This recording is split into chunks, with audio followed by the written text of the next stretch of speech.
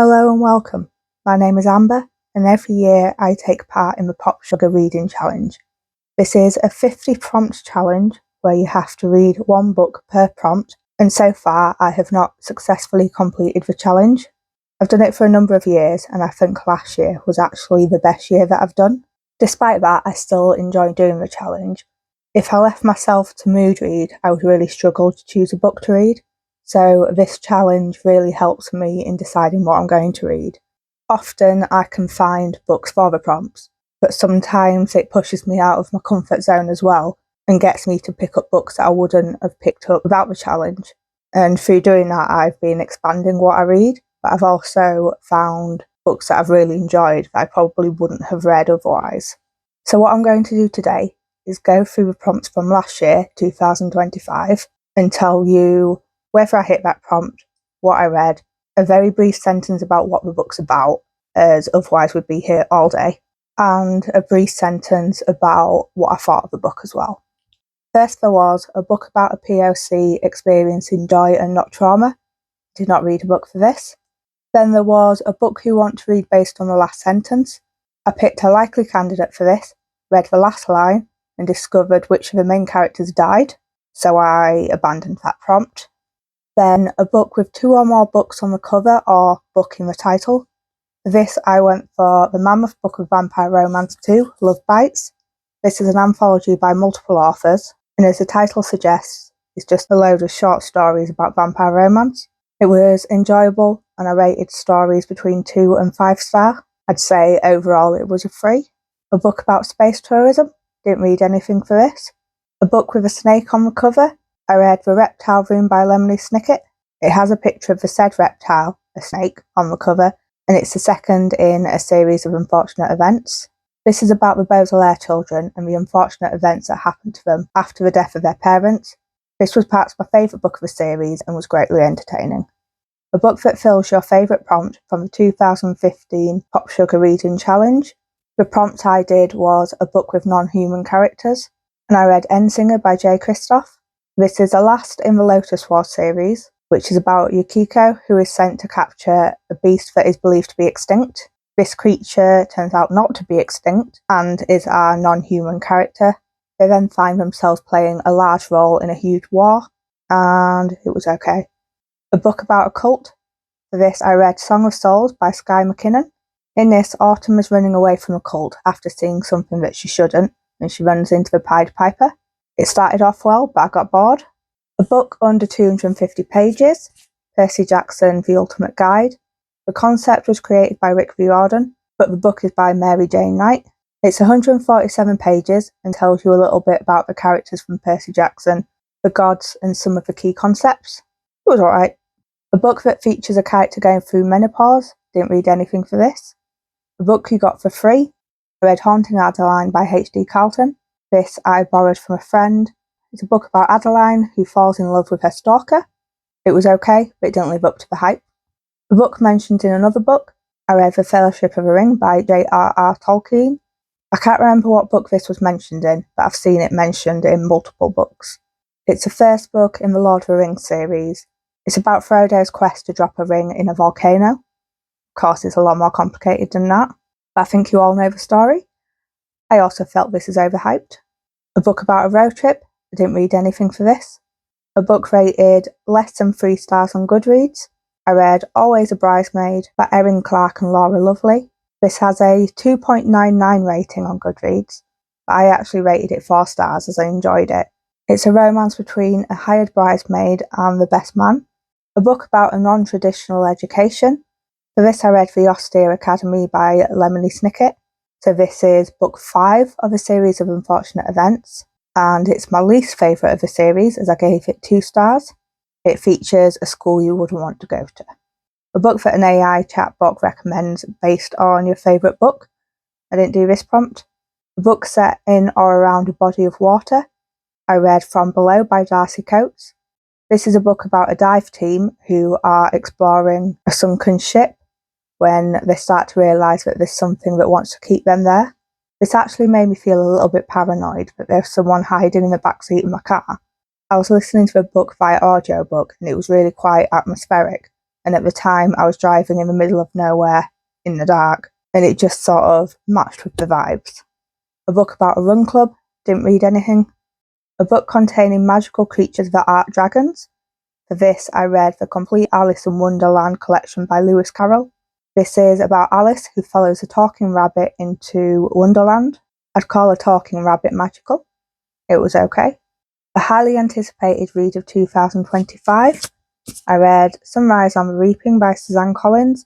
This is about Haymitch and his participation in a game where only one person survives. It was great, but I didn't find it as devastating as people told me it would be, and that caused me to be a little disappointed. A book that fills a 2024 prompt that you'd like to do over or try out. For this, I did the prompt, a book by a self-published author. I didn't do this prompt in 2024 and feel that I need to read more self-published authors, so thought I'd do it this year. I read The Chase by Reece Barden, which is about a sexy alpha werewolf who finds his fated mate. I enjoyed it. A book where the main character is a politician. I didn't read anything for that. A book about soccer. A book that is considered healing fiction. For both those prompts, I didn't read anything. Then a book with a happily single woman protagonist. I read Equal Rights by Terry Pratchett. In this, wizards are always the eighth son of the eighth son, until one is a daughter. The witch in this seemed perfectly happy to be single. It was an okay read, but I'm still waiting for Discworld to get good. A book where the main character is a immigrant or refugee. I read Ruin by John Gwynne. There is a moment where one of the characters actually states that they're a refugee. This is the third in the Faithful and the Fallen series, which is about the battle between the forces of light and dark, and it was my favourite series from last year. A book where an adult changes career. For this, I read the Heidi trilogy by Johanna Spiri and Charles Tritton. I can't remember who changes career. I think it's a friend of Heidi's and not Heidi herself. But this series is about Heidi, who's an orphan who goes to live with her grandfather in the Alps. I enjoyed it and felt that it had some good teachable moments, but at times it became too preachy and too Christian, and this lowered my enjoyment in it. A book set at a luxury resort. I didn't read anything for this. A book that features an unlikely friendship. I read Once Upon a Time in the North by Philip Pullman. This is a novella set before the events of his Dark Materials, and is the story about how the Texan aeronaut Lee Scoresby and the armoured bear Ulrich Bernison become friends. This is the best novella from this world, and I really enjoyed it. A book that reminds you of your childhood. I read Think Again by Jacqueline Wilson. I read the Girls series when I was a child and I really enjoyed it. And this is fifth instalment that is set many years after the original books and is about what the characters are like in their adulthood. It was a bit of a disappointment and featured a relationship that I thought was a bit weird. A book where music plays an integral part of the storyline, and a book about an overlooked woman in history. I did not get anything for those prompts. A book featuring an activity on your bucket list. For this, I read A Touch of Chaos by Scarlett St. Clair. This is the fourth in the Hades and Persephone series, and this is a modern retelling of the Hades and Persephone myth.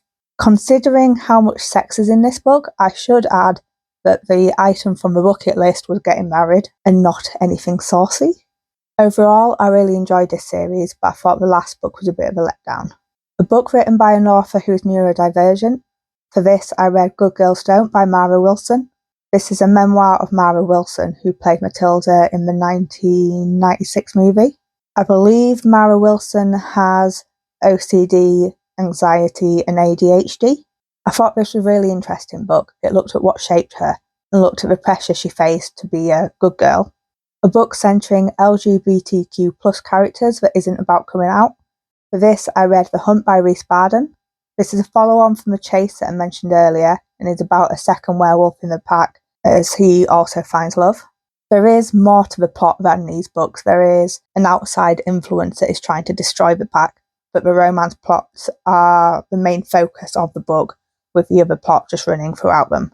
So in this book, Max is bisexual, and although it's a romance book, it's not about him coming out, as I believe he came out before the events of this book. The book with silver on the cover. I read Thief of Night by Holly Black. This is the second in the Charlatan duology, which is a series about shadow magic and demon-like creatures. I really liked the main character and found that the duology was a solid 4-star. 2 books with the same title. This counted for 2 of the prompts, but I didn't read anything for either of them. A classic you've never read. I read Wuthering Heights by Emily Bronte. It's about the love between Heathcliff and Cathy, how their class kept them apart, and the ramifications of this. I want to reread this at some point. I listened to it on audiobook and I found that I couldn't concentrate at all and can barely tell you anything about the story, so I want to try it again in physical form at some point. A book about chosen family. I read The Wicked and the Dead by Melissa Marr. This is the first in Fairy Bargain series, which is about Genevieve who hunts dragons. It has very strong found family vibes, and I really liked the relationship between the different members of this found family. It was an entertaining read. Then we had some advanced prompts, and these were split into easy, medium and hard. For easy, we had to read a book by the oldest author in your TBR pile, and a book with a title that starts with the letter Y. Didn't read anything for either of these prompts, but there was a third prompt to read a book that includes a non-verbal character. I read Beck by Darren Shan, which is a book about the priestess Beck, who is trying to survive in a country that's been overrun by demons. So I'm not 100% sure if a character in this can be classed as non-verbal or not. He has very limited speech and only tends to repeat phrases. However, some of these phrases he's able to use to communicate, such as run fast when he wants everyone to run. But what he can say is very limited. A book you've always avoided reading. For this I chose the 50 Shades trilogy by E.L. James, which is about the relationship between Christian and Anna. I avoided reading this because I didn't like the first book. It does get better, but not by much. Then for medium, we started with a book with a left-handed character. For this I read Hamnet by Maggie O'Farrell. This is a fictional story about what might have happened to Shakespeare's son Hamnet. We don't know much about Shakespeare's son. All we know is that he died early. I can't remember whether it was him or his sister who was left-handed in this book, but I know one of them definitely was. I really enjoyed this book, and I remember being surprised at the fact that I was surprised that it was upsetting. A book where nature is the antagonist. For this, I read Dead of Winter by Darcy Coates. This is a book set in the mountains in a winter storm. Now, I'd say the main antagonist was whoever is murdering everyone, but nature is definitely another antagonist. It was entertaining, but it used a plot twist that I've seen multiple times and that I saw coming from a mile away, and it sort of dragged down some of my enjoyment of the book. A book of interconnected short stories. For this I read The Utterly Uninteresting and Unadventurous Life of Fred the Vampire Accountant by Drew Hayes. This is interconnected short stories of Fred, the vampire accountant, whose life and unlife were extremely boring until he attends a school reunion. I didn't expect much from this book going in, but found that I really enjoyed it and found it really entertaining. Then for the hard prompts, a book that features a married couple who don't live together. I read The Fox Wife by Yang Shishu. This is about Snow, who is a fox in human form, who is looking for revenge of the death of her child. It has a married couple in it that don't live together, and it's a book that I read so long ago that I don't remember it much, but I did give it 4 stars. A dystopian with a happy ending. I didn't read anything for this. And finally, a book that features a character with chronic pain. I read Fourth Wing by Rebecca Yarros. This is about Violet, who is training to be a dragon rider. I believe she has hypermobile Ehlers-Danlos syndrome, which is a syndrome that affects the joints and connective tissues, and a very common symptom is chronic pain. This book did live up to the hype. It's very entertaining, but it's definitely not the best book out there. So that was everything I read for the Popsugar 2025 challenge. I read 30 out of 50 books, which is the best I've done so far. The next video that I'm going to post is what I aim to read for the 2026 challenge. So far, I don't actually have that many prompts covered, but I'll probably find more as I read more books. So, does anyone else take part in this challenge? If so, how well did you do? Let me know in the comments, and as always, like this video if you liked it, subscribe if you want to see more, and I will catch you in the next one.